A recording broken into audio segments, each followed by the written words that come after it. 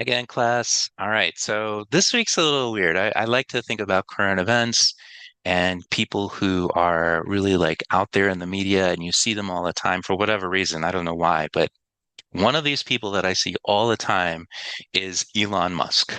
He is a figure that is really electrically charged because he's one smart guy, right? And he's breaking all of these barriers with space technology and nano neuro technology and so all this stuff I don't understand. But he's also like politically involved and he's just out there. So I did a little thought experiment and I tried to imagine what Elon Musk might say about the article on the Fredrickson and Losada piece on positive affect. And I find there's a little bit of a paradox with the way Musk operates. And whatever you make of Musk as a public figure, again, he's been very outspoken on leadership in particular.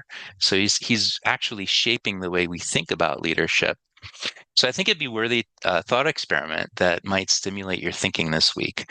So the Fredrickson and Losada reading really touches upon the broaden and build theory of positive emotions and suggests that good vibes can literally broaden our horizons and build our mental resources, which is it's actually a really powerful thought. So think about Musk and his teams, right? The teams he works with as he's facing all these sort of wild ups and downs at Tesla and SpaceX and all those other things that he runs. So the reading mentions that a mean ratio of positive to negative affect was about like, if I remember right, it's about 2.9 for individuals classified as flourishing. So could that actually be the secret sauce behind Musk's sort of relentless drive and resilience of his teams? I'm curious. What do you think about that?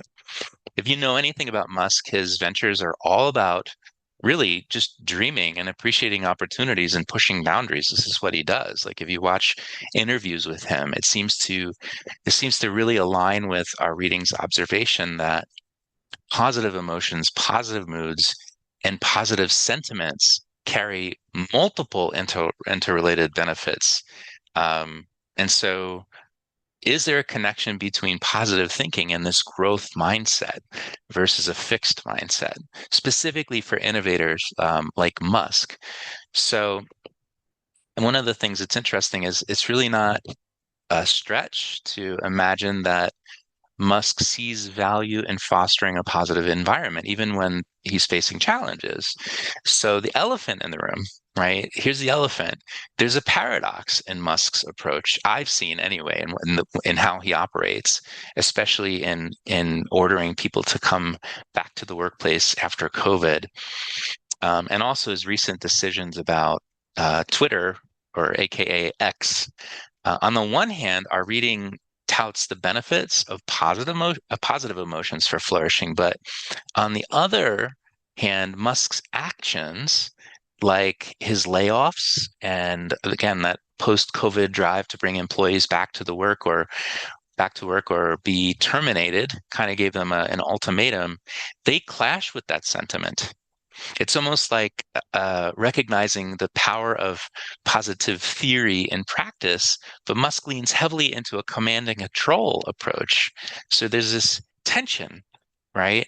And when he does that command and control thing, he's sidelining the emotional well-being of his employees.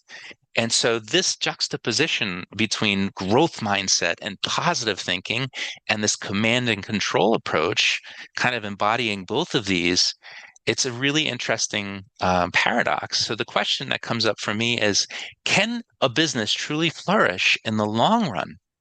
Like think about sustainability if the emotional well-being of its employees is not prioritized.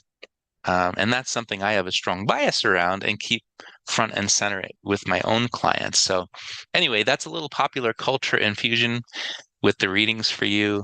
Elon is often seen as a logical, pragmatic innovator in his interviews, but it seems he does understand the intricate balance between emotion and reason. And he's this sort of enigma but also incredibly successful. So I thought I would throw that out there. I mean, I have no particular position on him other than saying that he's a really big paradox and interesting to think about. Makes me wonder. All right. Thanks again. See you soon.